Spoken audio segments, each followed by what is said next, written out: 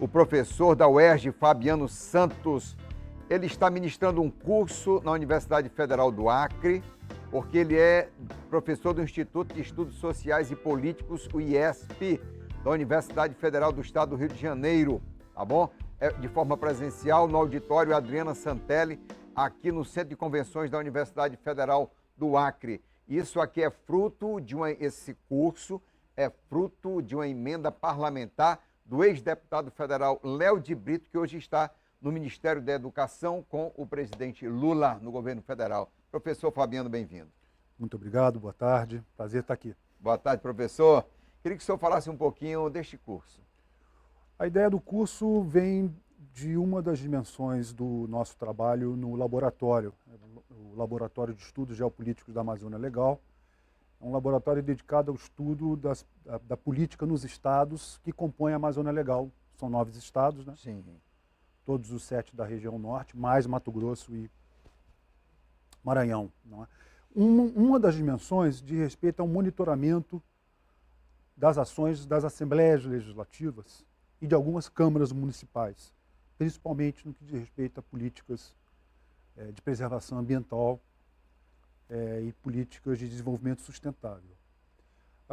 Para fazer um monitoramento, é importante ter instrumentos de análise do legislativo. Então, a ideia do workshop é essa, transmitir o que a literatura na ciência política tem produzido sobre como funciona, como opera o legislativo, como ele se organiza, como é o seu processo decisório em torno de políticas públicas.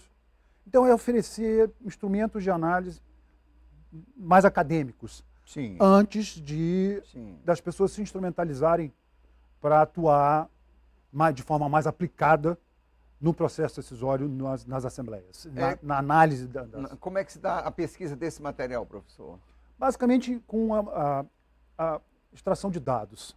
Então, essa parte de... Portal de transparência, a produção legislativa. Isso. A ida à Assembleia Legislativa é importante também, eventualmente as coisas não estão disponíveis online, então é importante ter acesso ao centro de documentação presencialmente, mas basicamente a nossa ideia é usar indicadores clássicos na análise política, como, por exemplo, produção legislativa, quais são as prioridades nas agendas das assembleias, o que é decidido, o que não é decidido, Sim. Né? O que é vetado, né?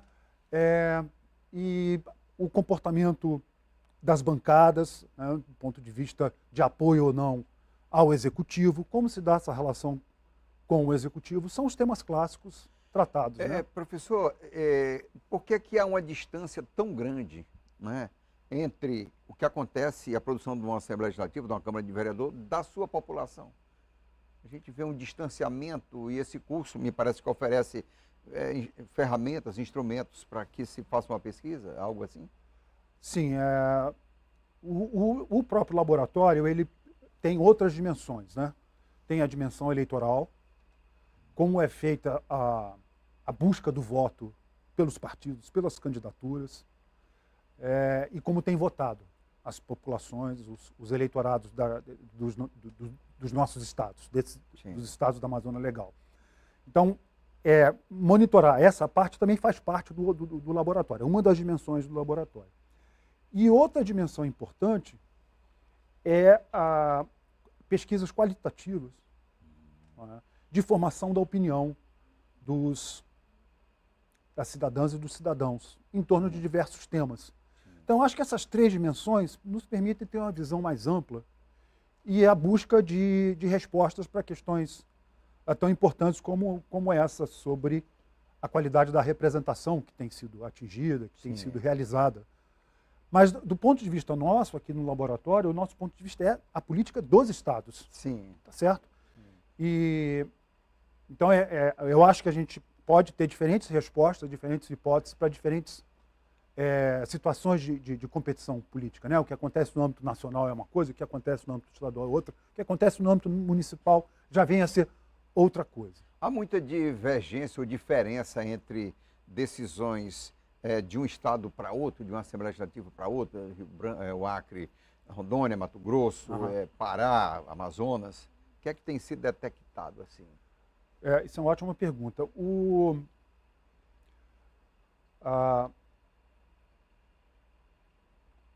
do ponto de vista da política ambiental, ou do desenvolvimento sustentável, claro. Política ambiental, Claro.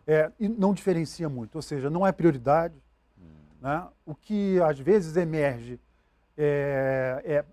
são propostas legislativas que, na verdade, colocam em risco o meio ambiente, né? Porque tenta descriminalizar algumas ações visando a obtenção de lucro, a produção, e que estão caracterizadas como potencialmente criminais. Então, as assembleias, às vezes, tentam aprovar medidas dessa natureza e são barradas no judiciário, são barradas através das procuradorias. Né? Então, do ponto de vista do processo legislativo em torno dessas políticas, não há muita diferença. Nós podemos observar diferenças em relação a prioridades, né? O que mais é feito de Estado para Estado. Né? Mas o que ocorre do ponto de vista político na região como um todo, vamos tirar Maranhão, talvez seja uma exceção, é uma inflexão importante da política partidária nesses estados, do centro, da centro-esquerda até um certo momento, para uma centro-direita e uma direita. Então, as pautas se tornam comportamentais, né? Mais ligadas a questões morais de comportamento, religioso. Okay? As pautas de costume, né? Pauta de costumes, e isso gera, na verdade, conflitos que acabam saindo da esfera política, né, e sendo resolvido em outras dimensões. Né?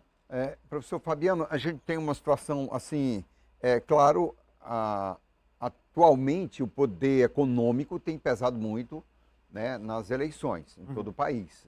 Na Amazônia Legal não é diferente. E a eleição de camadas ou de representante de camada da população, que no passado você tinha mais acesso, que possibilitou, por exemplo, aqui eu posso citar claramente que o Acre viveu esses momentos de pessoas vindo da zona rural, um Cibá Machado, uma Marina e outros tantos que hoje não se vê mais. Então, e que reflete diretamente nessas políticas. Né? Sim. O que a gente observa também, que deu origem ao laboratório, né, é a mudança econômica que tem ocorrido de centro-oeste para o norte. Né? Então, a característica da produção econômica, da estrutura econômica nesses estados tem mudado muito em favor de um sistema de produção no qual fica difícil socializar quadros ligados à vida associativa, ligados à vida sindical, para se tornarem depois elites políticas eleitoralmente viáveis. Né? Então, assim, falando mais concretamente, existe um impacto político importante quando a economia vai se transformando, vai mudando a sua configuração na direção de, por exemplo, extração de minério, simplesmente, ou de agrobusiness altamente mecanizado, altamente financiarizado. Né? Então, o sistema de produção deixa de ser um lugar a partir do qual as elites políticas são socializadas. Né? Isso existia no Brasil no passado. A região daqui da Amazônia Legal tem sofrido um impacto importante dessas mudanças econômicas e o laboratório tenta flagrar, tenta dar um filme, não só uma fotografia, mas também dar um filme sobre esses processos. Interessante. O senhor esteve hoje na Assembleia Legislativa, né? Tivemos. E parece que a Assembleia também tem interesse em fazer uma parceria, né? Sim. Com... Sim. A Assembleia Legislativa, através do seu presidente, deputado Luiz Gonzaga, mostrou muito entusiasmo em fortalecer a escola do Legislativo. Por quê? Porque a escola legislativa é um local onde assessorias, consultorias podem ter acesso a conhecimentos, metodologias, dados, informações, e isso aprimora o trabalho dessas consultorias, assessorias na hora de discussão das políticas públicas. Eu acho que é fundamental sofisticar o debate em torno das políticas públicas. A Amazônia hoje, a Amazônia Legal é observada pelo mundo inteiro, não é? Se a gente vai para as revistas internacionais, a literatura internacional, quando se fala de Brasil, quase necessariamente 80% dos textos de autores importantes estrangeiros de economia política tratam da questão da Amazônia Legal. Então, o laboratório ele visa também apoiar as assembleias, apoiar os governos dos estados no sentido de produzir inteligência endogenamente, através das universidades e através da relação da universidade com o poder político, constituído no sentido de sofisticar o debate em torno de políticas públicas. Capacitação, Capacitação. que falta muito para legisladores. Isso é feito através das consultorias, né? Sim. Que às vezes o legislador ele tem que buscar o voto, ele tem que conversar com o Poder Executivo. Sim. Às vezes o tempo dele não é suficiente para fazer o mergulho Sim. nas políticas públicas. A escola do Legislativo é um mecanismo importante Muito interessante, né? para capacitar. Existem outras experiências em estados da Amazônia Legal sobre a questão da escola legislativa? A experiência mais conhecida, a experiência pioneira, foi a da Assembleia Legislativa de Minas Gerais, De Minas. que é uma referência até hoje. E ela serviu de referência para a Escola do Legislativo, que hoje é o CEFOR, né, o Centro de Formação de Recursos Humanos da Câmara, que funciona em Brasília. Então, quando Brasília estabeleceu a sua Escola do Legislativo, que é o CEFOR, fez um estudo bem aprofundado sobre o que estava acontecendo em Belo Horizonte. Eu tive a oportunidade de dar aula lá durante 10 anos e eu ficava assim fascinado cada vez que eu passava uma semana em Belo Horizonte falando sobre política do ponto de vista teórico, conceitual. Sim. Porque o feedback que eu tinha dos quadros era de muito alto nível. As novas tecnologias, IA. Isso é fundamental. Eu sou de uma geração que eu não consigo entender direito inteligência artificial. Então, eu procuro Estamos trabalhar nessa. com a juventude, né? Com as pessoas que são educadas já no ambiente digital. Mas são Então, ferramentas importantes para esse trabalho. Né? a extração de Laboratório, dados, a né? busca dos dados, né? Assim, trabalhar com algoritmos para montar banco de dados, depois gerar as informações, gerar os gráficos, as estatísticas. Nós queremos também fazer mapas, né? Visualização de onde as pessoas que são mais bem votadas, como se estrutura, como se configura essas geografias eleitorais. Tudo isso requer um controle das novas tecnologias muito, muito grande. Professor Fabiano, muito obrigado pela sua vinda aqui. É um prazer. Sucesso. Obrigado mesmo. Muito obrigado. Foi um grande prazer. Gente, ficamos por aqui. Muito obrigado pela audiência. O professor já tem compromisso agora lá na UFAM.